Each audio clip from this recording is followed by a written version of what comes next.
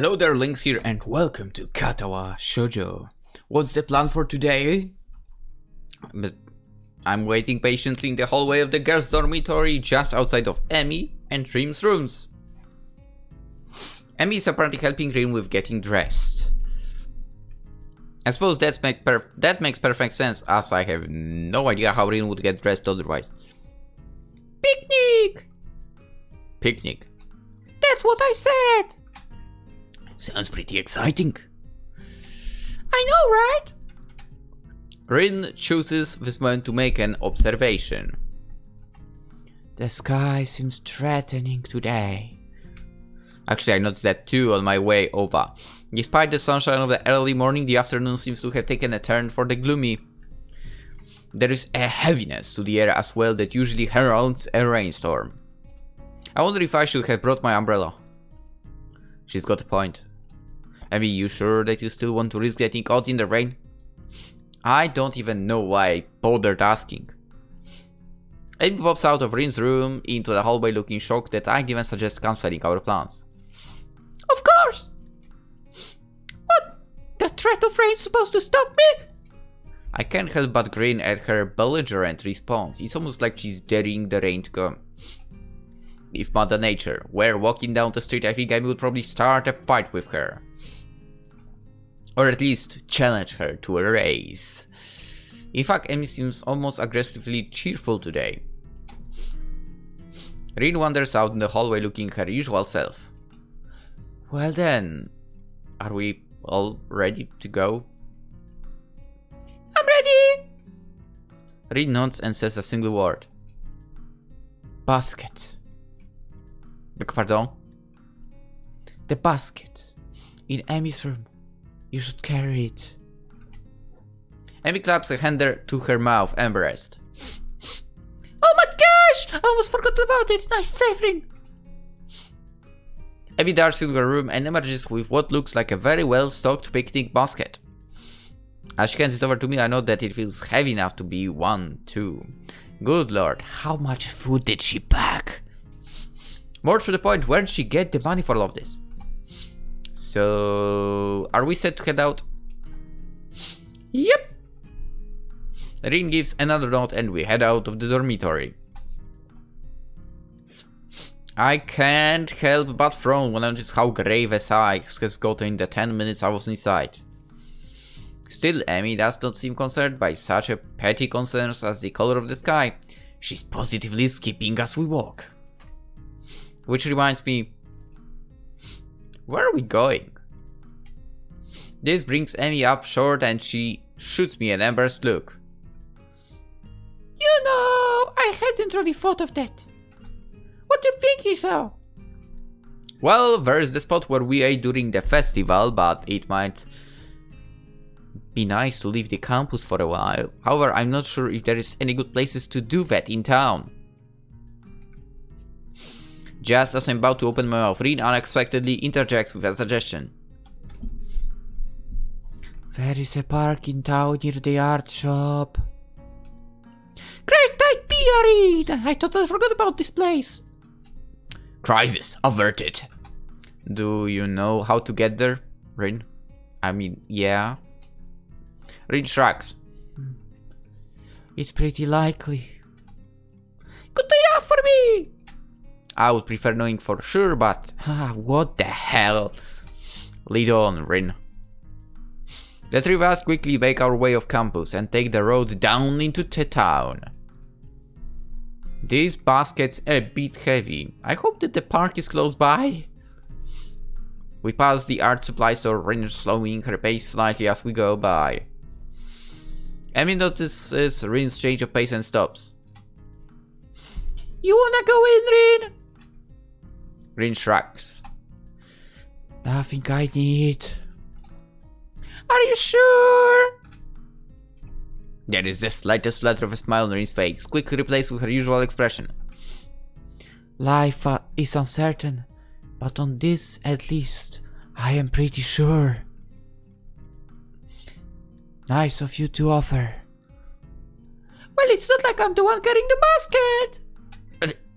But I'll bet Hisao wouldn't have minded anyway, right? Of course not. This is hardly a heavy load. I flex foreign classes. Amy, I wouldn't do that. Amy stifles a snort of laughter by pointing to the park at which we've suddenly arrived.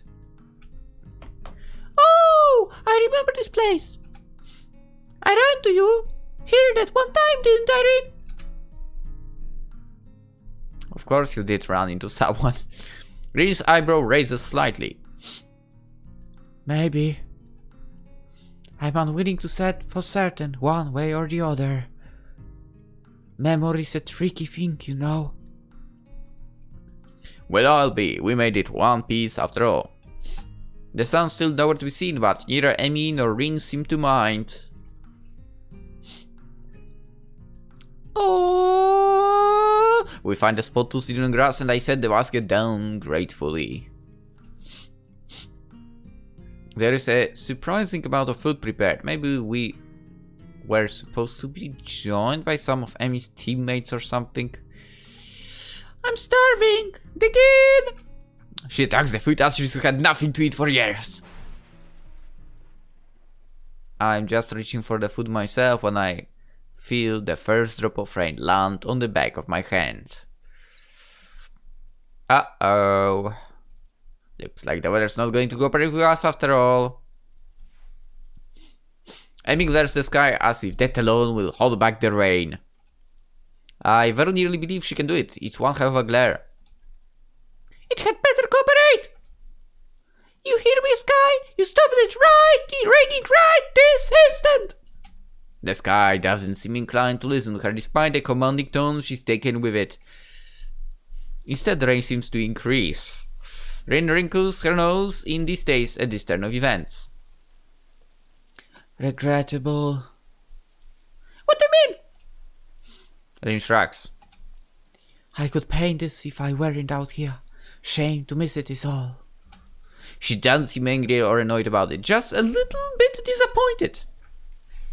Amy laughs in response to Ren's comment. Guess we should have stopped in that art supply store after all, huh? The rain increases out more, offended that we haven't fled yet. Despite the warm temperatures, we've been enjoying the rain. It's rather cold. I wish I'd brought my umbrella.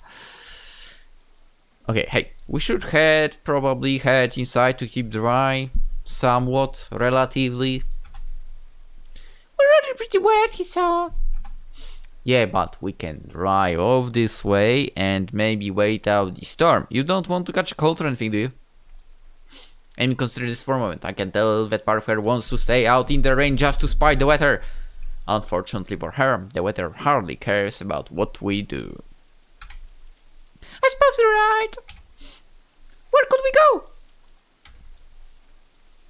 We'll probably end up in Shanghai.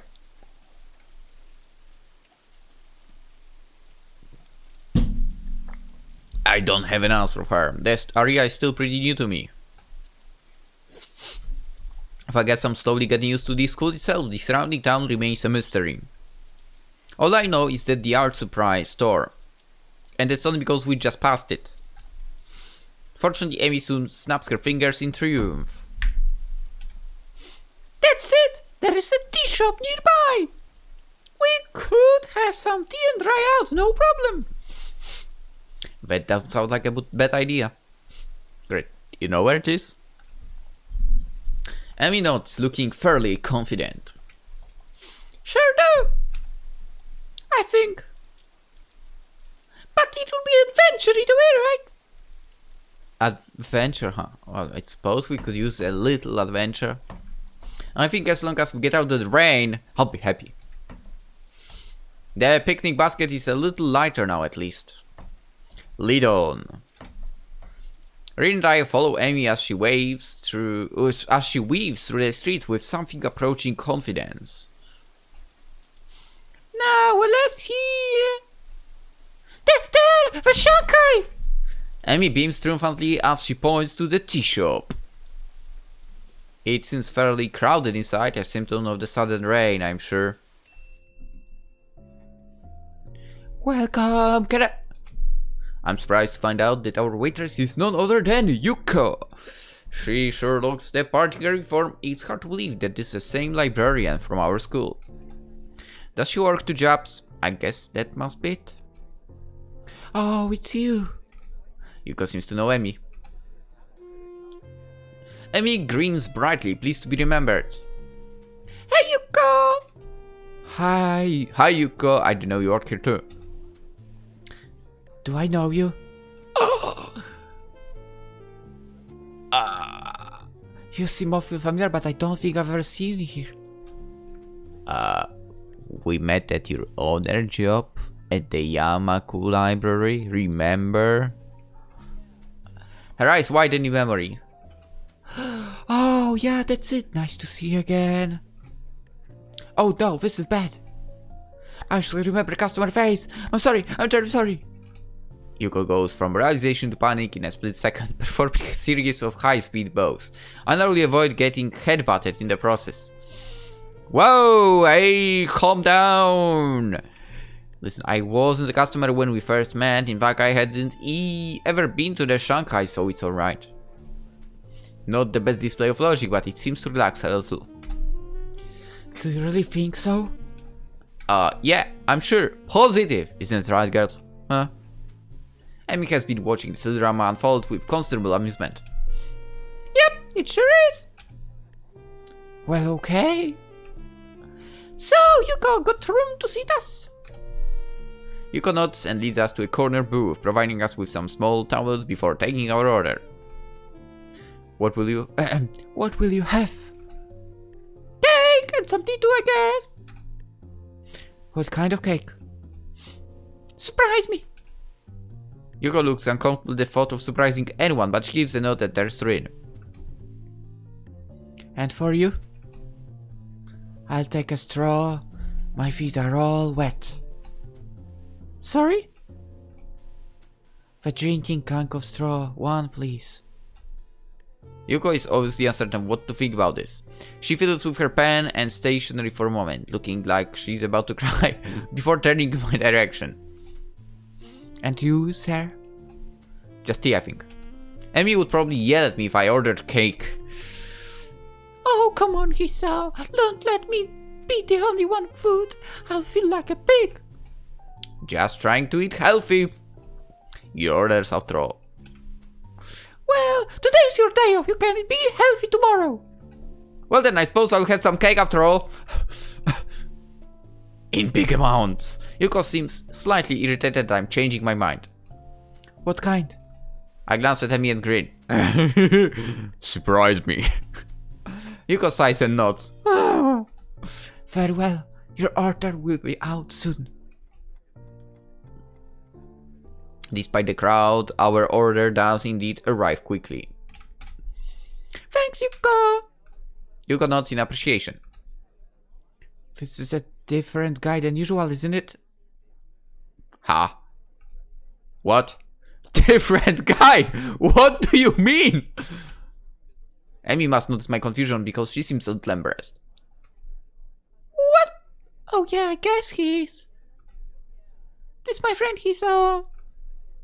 We've met. Ah, small world. Well, let me know if you need anything. It's about the nurse, ain't it? Definitely. With that, Yuko takes off like it should to wait on some other tables, leaving me to ponder her comment. Different guy, huh? I guess it makes sense, right? Emi's pretty popular, so I've been told. It's probably that kid from the track team.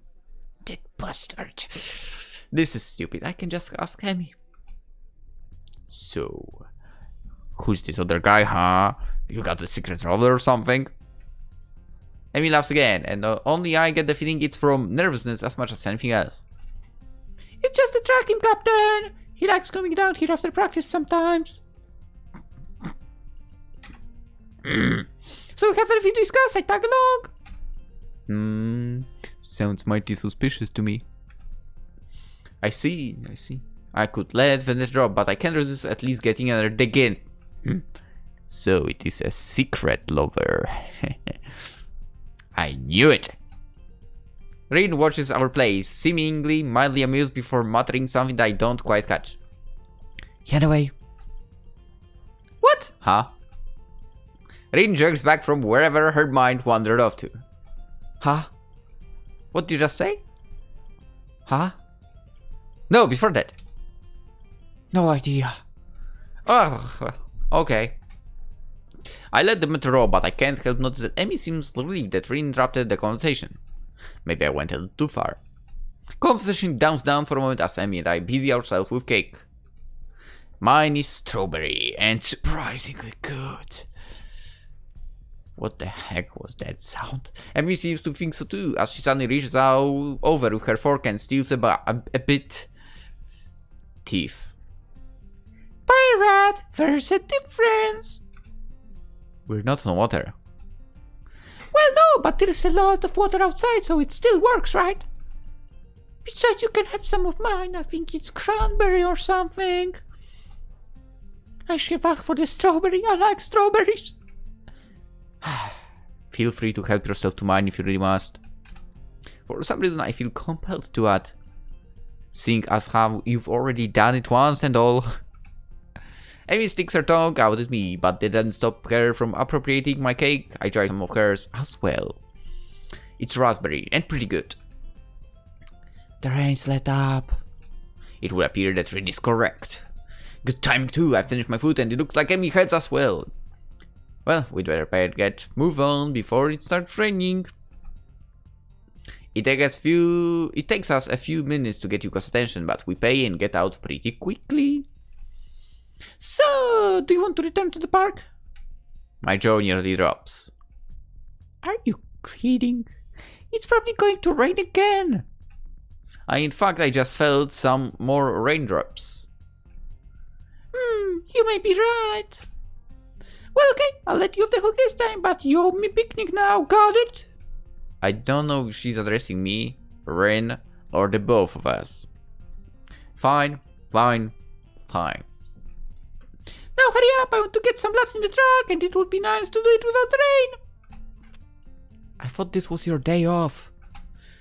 Well... Amy suddenly seems reluctant to explain herself.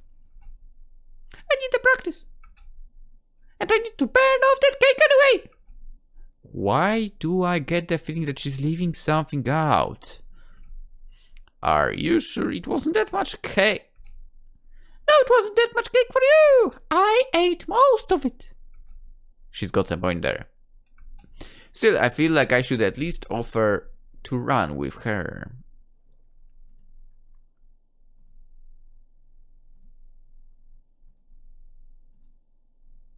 Let's do it!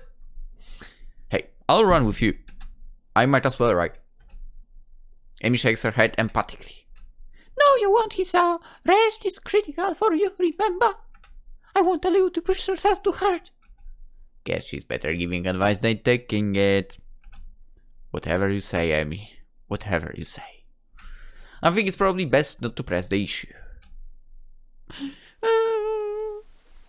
As we approach the girls' dormitory, it starts to rain again. Amy's expression soars slightly. Oh man, stupid rain.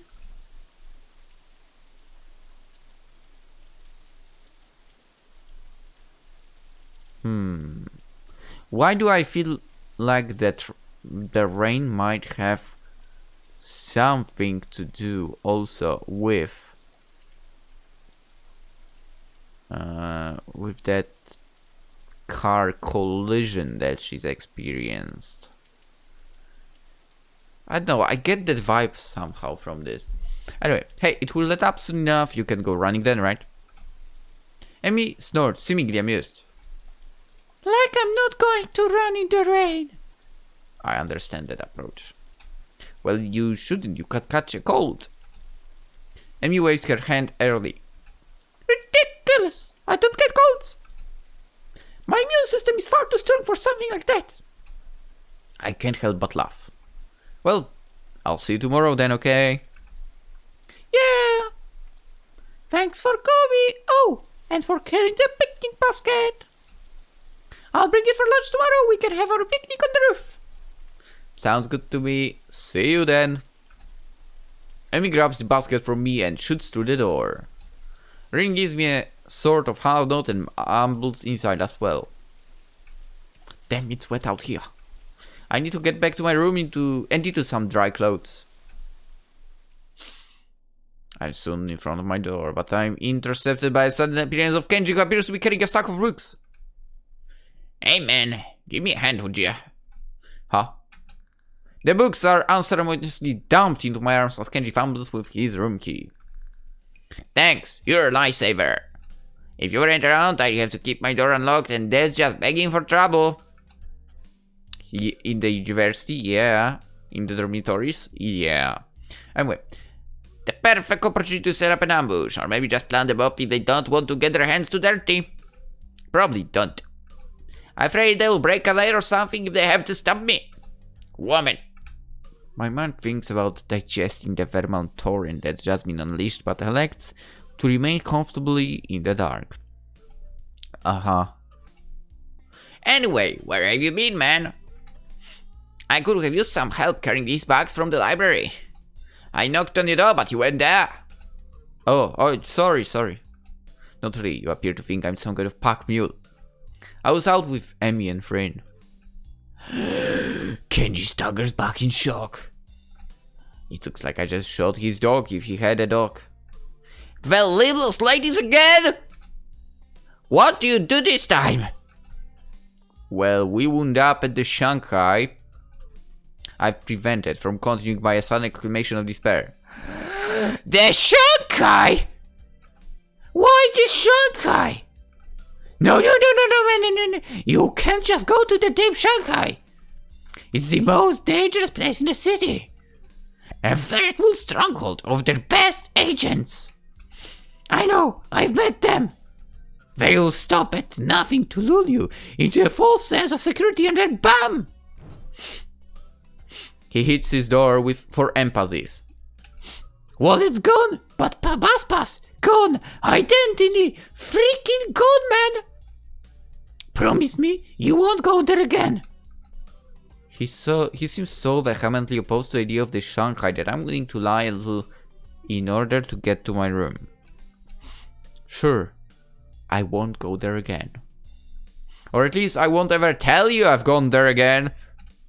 This seems to modify my bespectacled companion. Good. Sorry to come on so strong, but I know the danger that too well to let you just wander into the lion's den again. You got out of there alive once, but twice is pushing it. Yeah. Well, I need to get changed and do homework, so I'll see you later. Huh? Oh, sure, whatever. Suddenly remembered that I'm still holding his books. You'd better take these. I catch a glimpse of one of the titles, something about cryptography. What a weirdo. You mean you were... I was actually thought about cryptography a little bit on the IT classes, the programming and shite. Yeah. Kenji grabs his precious cargo from me and disappears through his doorway. I open my own door and walk in, grateful to get out of my soaking wet clothes. The rain outside picks up and I find myself hoping that Emmy's not out running in this weather. She seemed so adamant about doing the run alone, I can't help but wonder if her leg's still bothering her. I would go and check, to be honest. I try to remember whether or not I've seen her limping at all today, but I can't. Guess I was too caught up in enjoying the day, even if it did rain on us. And as I think back over the events of the day, I keep finding myself focusing on my running partner. Her complete refusal to allow the rain to spoil her plans was incredibly cute. But there was something else there too. Sort of an unflappable attitude when it comes to enjoying the day as it comes. I really like that quality. Maybe I need to do a little more of that myself. Maybe. Who knows? Maybe you should do that.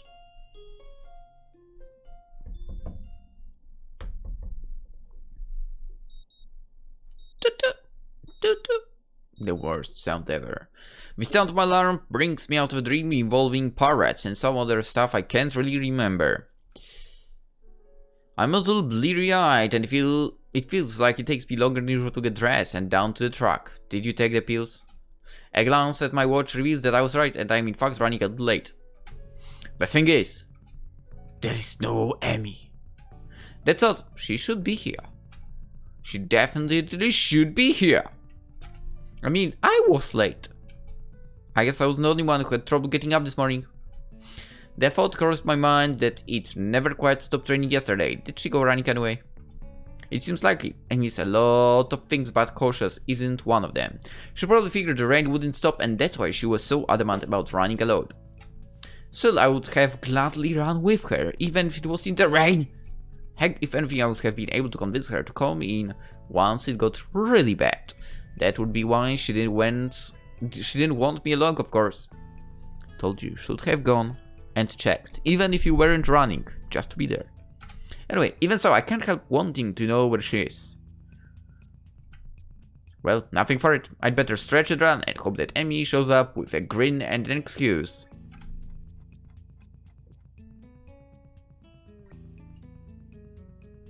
On my cooldown lap, I'm forced to admit that Emmy isn't showing up. Furthermore, I have no idea where she is. Anxiously gnaws at me while at the same time wonder just why I'm so worried over her. The run helped to take my mind off it for a little while, but now that I'm finished, I'm back to worrying. It was weird not having her here. Downright unnerving. It undoubts me that I've been running to hang out with Emmy as much as I've been running to stay healthy. Probably more to be with Emmy now that I think of it. It's one of those things that are completely obvious yet somehow I never realized it. She really is someone I enjoy being with. As revelations go, it's hardly worth shaking. All the same, I find myself feeling slightly shocked. When did this happen? Well, no. To think about this. For I want to ponder this new development, I have a greater desire to find out what's happened to Emmy. Let's go to the nurse. I have a feeling we should go there. I'll ask the nurse when I stop in to see him. Well, you seem to be in good shape, Hisao. That's good to hear.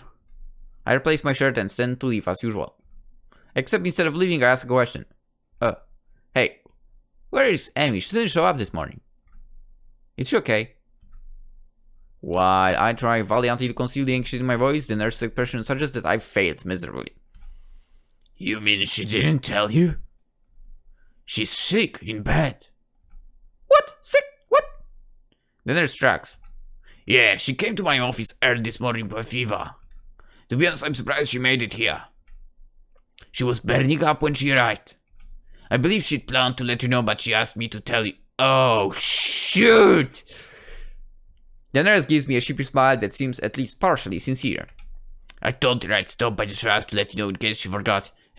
Sorry about that. But we don't need to tell Emmy I forgot, right? I returned the nurse's smile with a devious one of my own.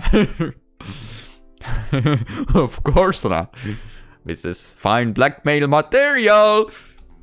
I'll save it for whenever I need a favor from you. The nurse laughs. Well, I guess I deserve that. But you know, I've got tons of blackmail on you that you're not even aware of. So don't push your luck, okay? My expression earns another laugh from the nurse. I'm just kidding, Hisao. I'm just kidding. But seriously, don't tell Emmy I forgot, okay? Your secret is safe with me. Oh, good. Now, go on, get out here. Wait, I've got one more question. Shoot. Is she going to be okay? Oh yeah, definitely. Her fever was high, but was already starting to go down by the time she came by my office. I'll probably check up on her again at lunch to be sure, but I expect she'll be up and about by the evening no matter what I tell her. Maybe I should visit her after class. It takes a second to realize I've spoken it out. The nurse raises an eyebrow and gives me a searching glance for a moment. Well, it might not be a bad idea. You could let me know if she's taken a turn for the worse, I guess. But no funny business, you got it. I know what meds you're on after all. I think that's a threat against my life, but I'm not sure. Either way, I assured the nurse that my intentions are chaste and exit the office. Interesting that the nurse sees me as some sort of potential suitor to Amy. Even more interesting is how pleased that makes me feel. I need a shower. I mean, he was running, yeah. The lunch bell rings and I find myself disinclined to make my way up to the roof. After all, I'm betting Rin knows where Amy is, and if that's the case, I doubt she'd bother going up there. More to the point, I doubt we'd have any sort of scintillating conversation if she did. Chances are she'd prefer to be alone up there anyway, so I don't accidentally ruin her train of thought or something. Unfortunately, I don't really feel like heading to the cafeteria either. Guess I'll go to the library instead. I need a new book to read anyway, having finished my other one yesterday before bed. Maybe I can find more by the same author. I love libraries. They smell like dust and paper and ink.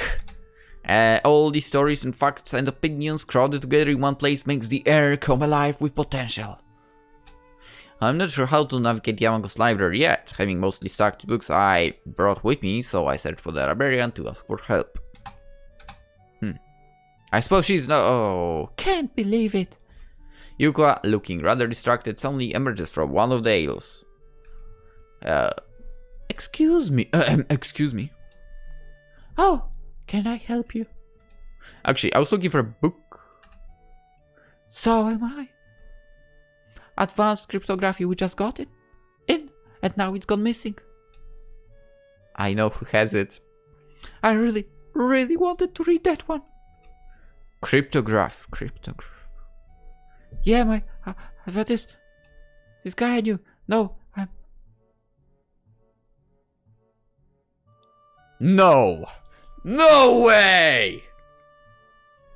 No! No, it can't be! No.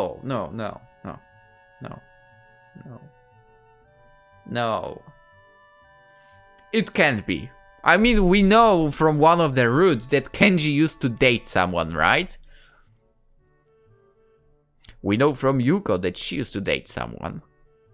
And they broke up. Kenji also. His relationship ended. No, it can't be. Right? It can't be. You think those two? Maybe? No, it can't be, right? Or, I don't know. Not sure how to describe it. Skip to the end. He got me interested in cryptography only now the book's gone and I think it's been stolen. Sounds pretty terrible.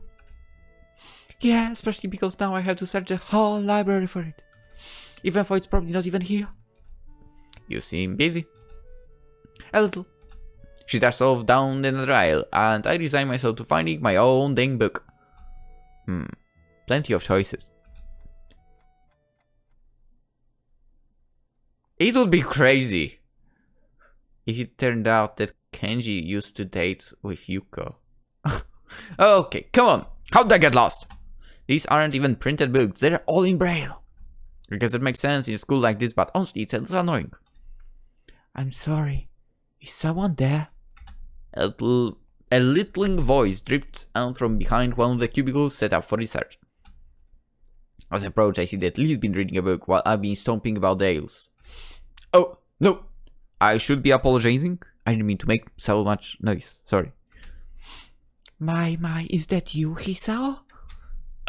I've not heard from you in quite some time. I was beginning to think you'd forgotten all about me. I couldn't.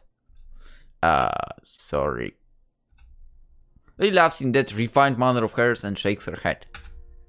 I'm only teasing you, Hisao. From what I hear, you've been busy. Morning runs with Emi, Barazaki, at lunch on the rooftop, if I'm not mistaken. Yeah? Guess word gets around pretty quickly.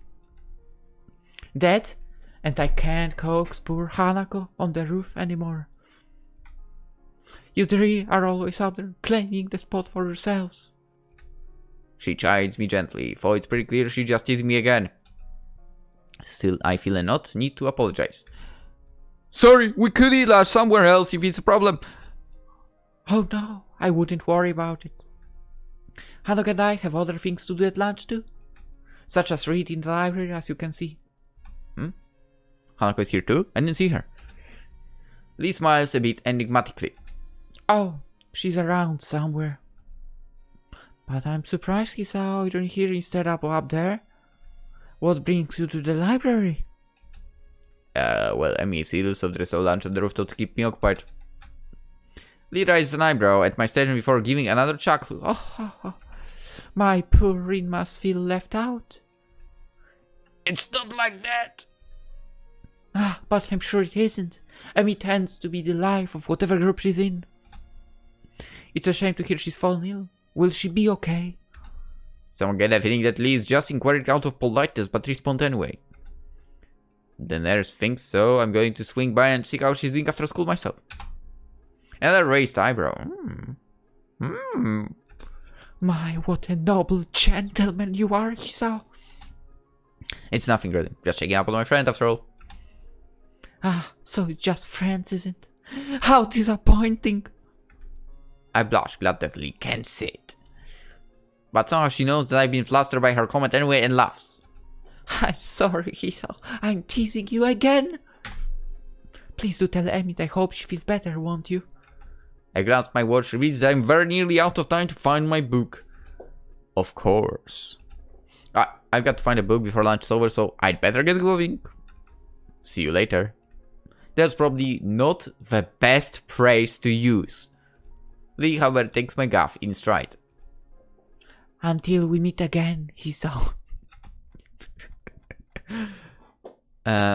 Oh, there is that disgusting painting. I never do find the book I was looking for, but I walk out with something else instead. My stomach growls slightly, letting me know that I should have had something for lunch. Well, I grab something before I visit Emmy later.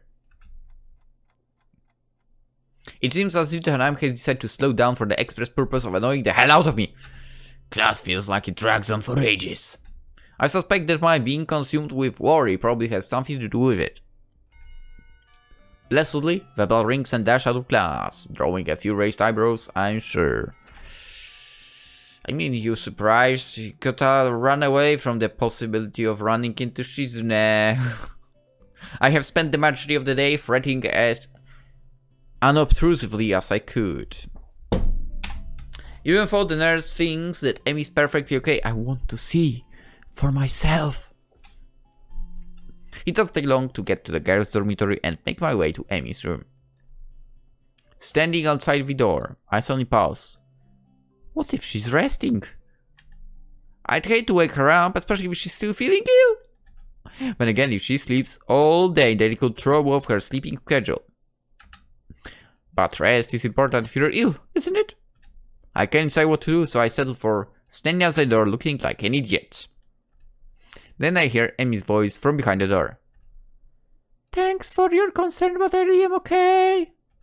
Is she talking to me? I'll see you at the practice tomorrow. Guess not. Still, clearly she's not asleep, so I can knock without worry. So why this clenched feeling in my gut? I was nervous about dropping by the other day, so why today? Granted, I still haven't really had time to figure out this newfound interest in Emmy's well-being. I don't have a lot of experience in the matter, of course, but certainly this seems to go beyond feelings of mere friendship. But could I take that step? Could I even bring myself to risk what I have right now? I mean, it's enough to be friends with her, ain't it? Either way, shouldn't I just open the door and see how she's doing? That's why I came here, right? What if she's not dressed yet? The image that flashes through my mind causes my heart to skip a bit, literally. I should probably not ever think those thoughts again. Not if I want to avoid a heart attack. Suddenly, I realize I'm still standing in the hallway looking like an idiot. Emmy still seems to be in the middle of a conversation, but I knock anyway. Hopefully she won't mind the interruption. Come in, the door's unlocked. So it is. I open the door and step in, which is about where my thought process comes to a grinding halt. Emmy is sitting up in a bed, her hair tousled from a day spent asleep. I think this is the first time I've seen her without those familiar beds in her hair. She should keep it that way, not gonna lie. She should keep it that way. Her gym shirt and bloomers, obviously hastily pulled on before I came in, are creased and folded from less than proper storage. Her legs lay bare on the sheets. I've never seen Amy without prosthetics before, yet here she is, slender legs terminating in stumps just below her knees. But as odd as the sight is, I find myself more captivated by everything north of the waist. It seems that Amy had finished her conversation with whoever was on the phone with her and is now watching my reaction closely out of her one open eye as she wipes sleep from the other. Her expression far from being embarrassed is rather one of a surprisingly wide yawn, one perhaps appropriate from such a small mouth. A grin that for a brief moment seems almost flirtatious tugs at the corner of her mouth as she takes the sight of me in. I can do nothing but remain in a state fluctuating between fear, confusion, and not a little bit of lust. Amy hastily sweeps her hair out of her eyes, fixing it back into place before addressing me. No! Bring back the other hairstyle! You seem a bit caught off guard, Hisao. Dang, this room is completely different compared to, for example, Lily's or Lily's. I mean, Hisao's as well, or Hanako's. Crazy.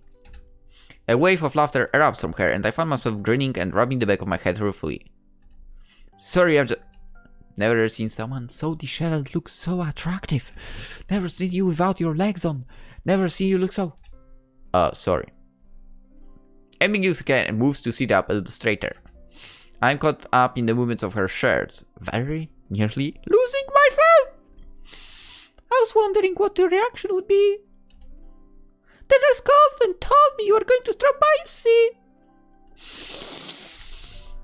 Bastard. And I know you haven't seen me, well, you know, without legs. I respond in a tone of casual surprise. Oh, you don't have them on. I didn't notice. It's almost the truth. I very nearly didn't. I'm not trying to be suave or anything, mind you. Somehow I think Amy would get offended by that. Instead, she sticks her tongue out me and chucks a pillow at my head. Ass! I deftly catch the pillow and take careful aim before throwing it. Amy laughs and rolls to one side, dodging my shot. The shifting of her shirt distracting me enough so that the next thrown pillow hits me right between the eyes. Oof! I retaliate, of course.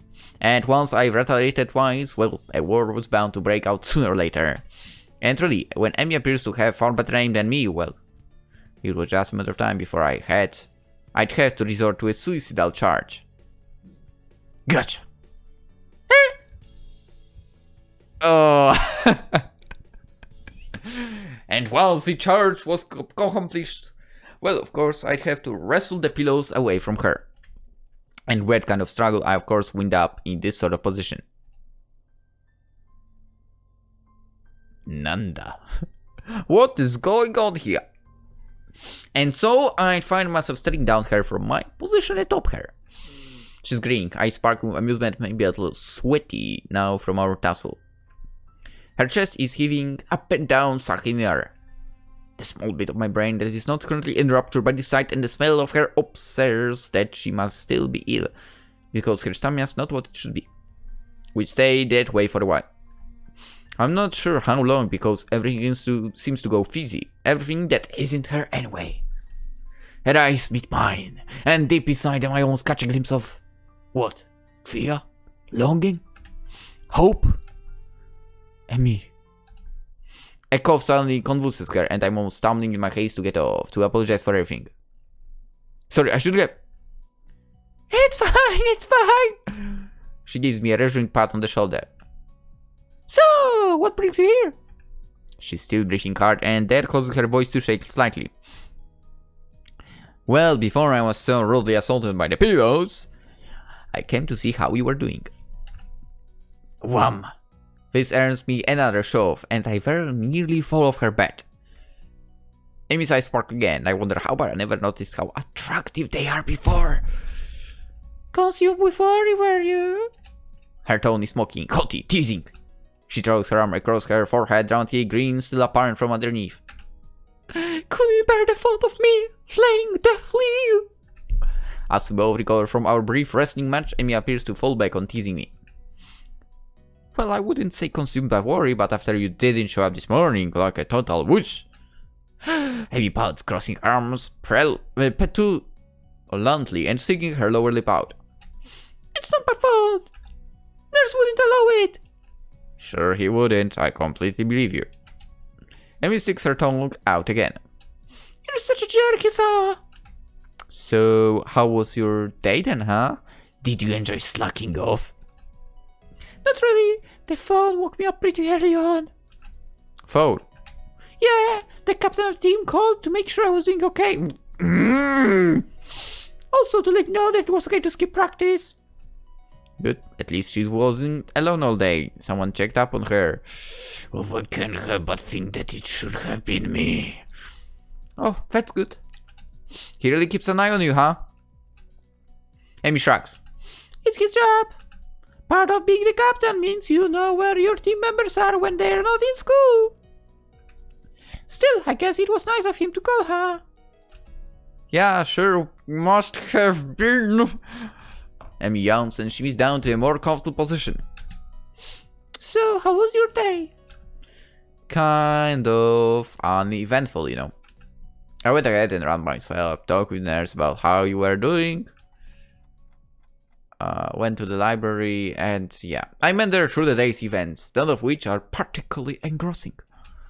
That's when I'm distracted by an arm fiddling its way across my waist. Huh? It seems that Amy fell asleep while I was talking, so I drew her blanket to cover us. Huh? Okay. She's rolled over onto her side, and now one leg is thrown over my legs, effectively trapping me. Hey! It seems a shame to wake her, but I have things to do. I try to shake her, but responds, she only tightens her arm's grip on me and sighs a little. My resistance to this position crumbles rather quickly. The feeling of her body breathing steadily is both calming and incredibly stimulating at the same time. My breathing cannot decide if it wants to relax or speed up. Relaxation wins, and I find myself putting it around Amy. I think I'm in love. The words slip out and hang in the air unnoticed. At least I hope we've gone unnoticed. Amy whimpers weakly to her dream, and her grip suddenly tightens again. For the first time since I've known her, I see tears running down Amy's face. It feels like my heart is about to break. I instinctively tighten my own grip and stroke her in what I hope is a soothing manner. Words of comfort, meaningless in the situation, spring to mind. Maybe I should wake her. Are we supposed to wake people having nightmares? I can't for the life of me remember. The decision is taken from me as Amy suddenly jerks awake with a cry. Dad! This is more than I think I want to hear without her knowing. I quickly sit upright and gently shake her shoulder to steer her. Hey, you okay? What a silly question. Huh? What? Hisao? She shakes her head as if to clear it and quickly wipes her eyes. You had a nightmare, I think? Amy shudders again and glances up at me a little cautiously, as if unsure whether or not she's actually up. Yeah, I guess so. You want to talk about it? SPD internal debate seems to be going on in her head, which resolves itself with a shrug. Nah, I don't really remember much of it. I'm pretty sure she's lying to me, but somehow I don't think I should press the issue. Amy shudders again and turns towards me, looking a little sheepish. Sorry for falling asleep on you like that. I keep my voice as soothing as I can. Hey, don't worry about it. You've been ill. Yeah, I guess that cold medicine just made me a little drowsy. I guess so. Amy does not strike me as the sort of person who'd fall asleep at the drop of a hat. Rin may be, but Amy is far too energetic. Amy gives a half smile at my response, and then just like that, she's back to her old self. Well, prepare yourself for tomorrow morning, Hisao. We'll have to go twice as hard to make up for today. But I went running this morning. excuse! Oh, fine. I'll be ready for you. I'm not satisfied. Good. I take this as my cue to exit. Well, I'd better get going, especially if I want to get enough sleep for tomorrow. I hop off the bed and head for the door. Hey, Hisao. I pivot neatly on my heel and face Emi.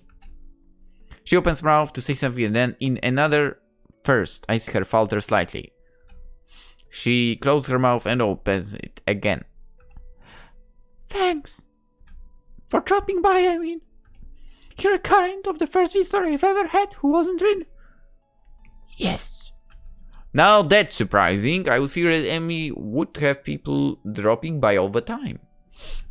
She's certainly popular enough, so I thought. Always talking to people in the hallways. Emi says again. And thanks for staying around after well, a look of pain flits across her face. You know, it helped. She brightens back up and waves cheerily at me. See you tomorrow. Yeah, see you later. I'm just about to exit the door when something makes me turn around again. Hey, Emi. Anytime you need to talk, let me know, okay? Emi seems taken aback by this offer. Her grin gets even wider. Sure thing, Hisao. See you in the morning. I exit Emi's room with my head in a whirl. Should I have even left? Was she really okay? I want to turn around and march back down the hallway, open the door and tell her that I love her. Tell her I think she's beautiful. Tell her that I'll be there when she needs me. I want to stay with her, to hold her close as she falls back to sleep. How many nights has she woken up like that? Only to find that nobody's there. I ought to be the person that she can be with when that happens. It's a silly thought, I know. We don't know each other that well, do we? The whole idea, while exhilarating, also makes me feel worry. Worry, perhaps, that I'd overstep my bounds. And now, to add to my troubles, it seems as if Emi herself already has an interest in someone else. This drug captain of hers, who seems so interested in her well-being. True, I've only seen the two of them together a few times, but that doesn't change the fact that they seem better suited to one another. There's really nothing to be done about it. I need to take my mind off this whole situation. I've got homework to do. Maybe that will distract me. I'm sure it won't! Anyway, let's end the episode. We'll of course continue tomorrow. We'll see if we can win the battle for Emi. Anyway, see you in the next one. Bye bye.